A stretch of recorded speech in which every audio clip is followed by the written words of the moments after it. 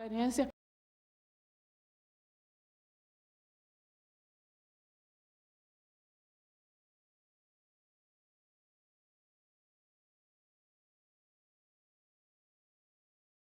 Então, o roteiro do texto eram essas perguntas, o contexto do surgimento dos programas, com as suas redes, criadas as redes mínimas de proteção social, os fundos de emergência social, depois transformados em fundos de inversão social, e os programas de transferência de renda com condicionalidades.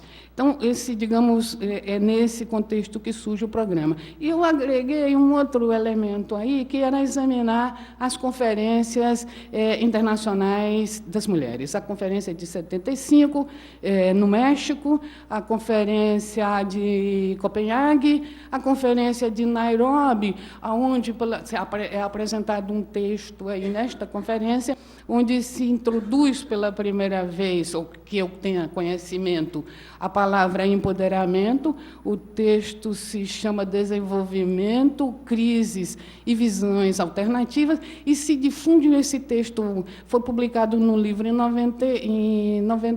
87, e esse texto se difunde muito na região quando o Programa de Investigação da Mulher, o PIE, do México, o traduz ao espanhol. Esse é um dos textos mais citados no nosso repertório por aqui. Eu acho que, tomando aquilo lá como ponto de partida, que os programas surgem nesse contexto de crise, de ajuste estrutural, com novas formulações no campo da proteção social e com o frescor, com a proximidade dessas conferências. E eu creio que o lugar destinado às mulheres nesses programas guarda uma forte relação com todos esses elementos.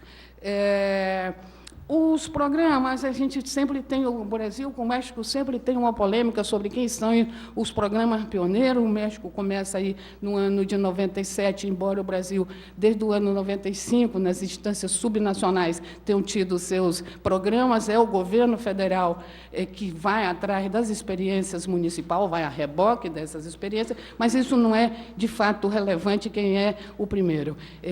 Ser o segundo ou o terceiro e ser os últimos, às vezes, é muito melhor, porque nós cometemos outros, mas melhores erros quando somos pelo final, não? O que eu observo é que, apesar da diversidade entre os programas, seja do ponto de vista das condições de acesso, do valor das transferências, como faz o cálculo para o valor do benefício, como é o tempo de permanência no programa, eu acho que eles têm, pelo menos, 3 elementos em comum.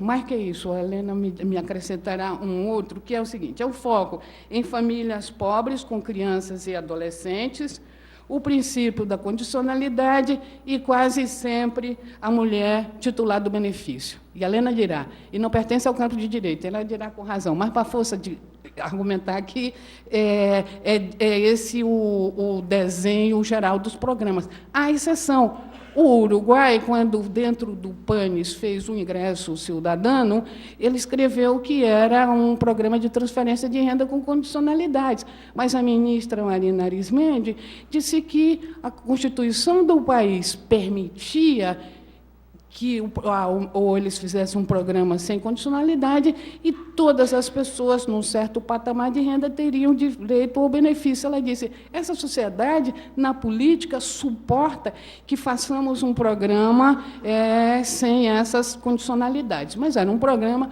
com tempo de duração previsto, era dentro de um plano geral de emergência, que, posteriormente, já quase ao final do governo do Tabaré Vázquez, foi substituído por um grande plano de equidade.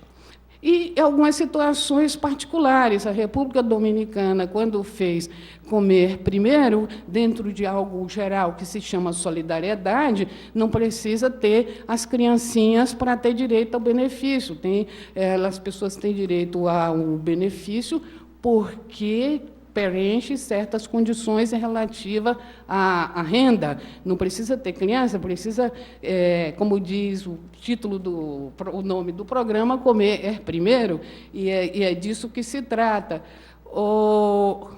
E acho que mesmo o México foi agregando coisas ao programa, quando criou o Jóvenes em Plataforma de Oportunidades, que funciona como uma espécie de poupança, nós diríamos poupança, um ahorro para os jovens depois, ou mesmo com as pessoas mais velhas, de 70, não sei qual é a esperança de vida no México, mas para 70 ou mais anos no México tem direito a uma transferência e a obrigação de 3 visitas aos médicos. Então, tem essas originalidades, essas coisas que vão, são boas, que acontecem com os programas. Mas, em geral, eles têm esses 3 elementos.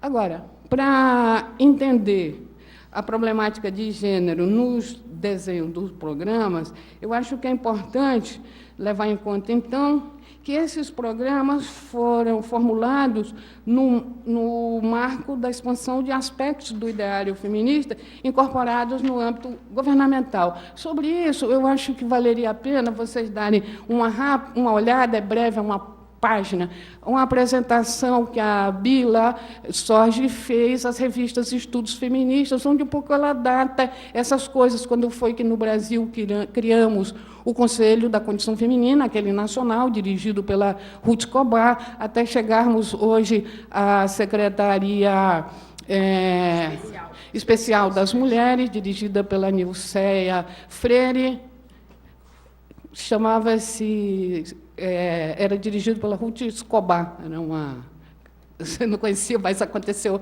há muito tempo atrás.